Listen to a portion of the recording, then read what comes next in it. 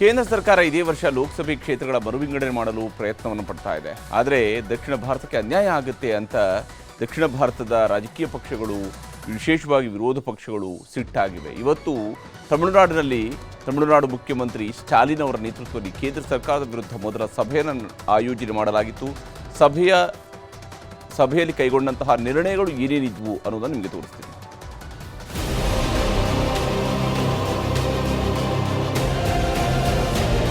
ಈ ವರ್ಷದಲ್ಲೇ ಮೋದಿ ಸರ್ಕಾರ ದೇಶದ ಲೋಕಸಭೆ ಕ್ಷೇತ್ರಗಳ ಮರುವಿಂಗಡಣೆಗೆ ನಿರ್ಧಾರ ಮಾಡಿದೆ.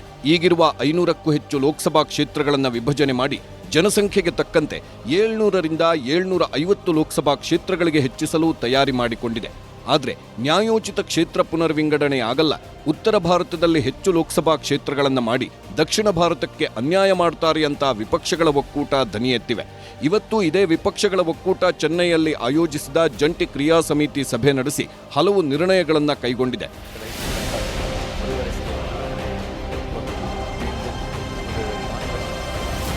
Kerala CM Pinarayi Vijayan, Telangana CM Revanth Reddy, Punjab CM Bhagwant Mann, Karnataka ಉಪಮುಖ್ಯಮಂತ್ರಿ ಡಿಕೆ ಶಿವಕುಮಾರ್, ತೆಲಂಗಾಣದ ಕೆಟಿ ರಾಮರಾವ್ ಸೇರಿದಂತೆ ಅನೇಕರು ಸಭೆಯಲ್ಲಿ ಭಾಗಿಯಾಗಿದ್ರು. ಸಭೆಗೆ ಬಂದವರಿಗೆಲ್ಲ ಸ್ಟಾಲಿನ್ ಮತ್ತು ಕನಿಮೋಳಿ ಭರ್ಜರಿಯಾಗಿ ಸತ್ಕರಿಸಿ ಸನ್ಮಾನ ಮಾಡಿದ್ರು. ಬಳಿಕ ನಡೆದ ಸಭೆಯಲ್ಲಿ ಕೇಂದ್ರ ಸರ್ಕಾರದ ಮರುವಿಂಗಡಣೆ ನಿರ್ಣಯವನ್ನ ಒಕ್ಕೊರಲಾಗಿ ವಿರೋಧಿಸುವ ನಿರ್ಣಯದ ಜೊತೆಗೆ ಹಲವು ನಿರ್ಣಯಗಳಿಗೆ ಒಪ್ಪಿಗೆ ನೀಡಿದ್ರು. As I said you that we have joined on the critical moment of the Indian history, the very foundation of democracy and federalism, which is under threat. So a good beginning has been started and a fair delimitation joint action committee has been formed today.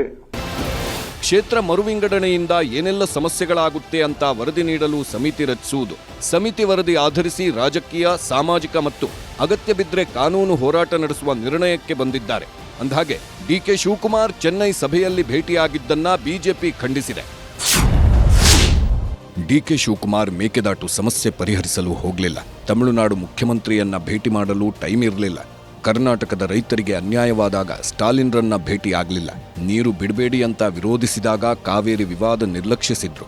ಈಗ ಸನಾತನ ಧರ್ಮ ನಿರ್ಮೂಲನೆ ಅನ್ನೋ DMK ಜೊತೆ ಸೇರಿದ್ದೀರಾ ಅಂತ X ಖಾತೆಯಲ್ಲಿ post ಹಾಕಿದೆ. ರಾಜಕೀಯ ಏನಾದರೂ ಇರಲಿ, ಕ್ಷೇತ್ರ ಪುನರ್ವಿಂಗಡಣೆಯಿಂದ ಪ್ರಭಾವಕ್ಕೊಳಗಾಗುವ ರಾಜ್ಯಗಳ ರಾಜಕೀಯ ನಾಯಕರ ಮೊದಲ ಜಂಟಿ ಕ್ರಿಯಾ ಸಮಿತಿ ಸಭೆ ಇದಾಗಿತ್ತು. ಪ್ರತಿಯೊಂದು ರಾಜ್ಯದಲ್ಲೂ ಇಂಥದ್ದೇ ಸಭೆ ನಡೆಸುವ ನಿರ್ಣಯನೂ ಆಗಿದೆ.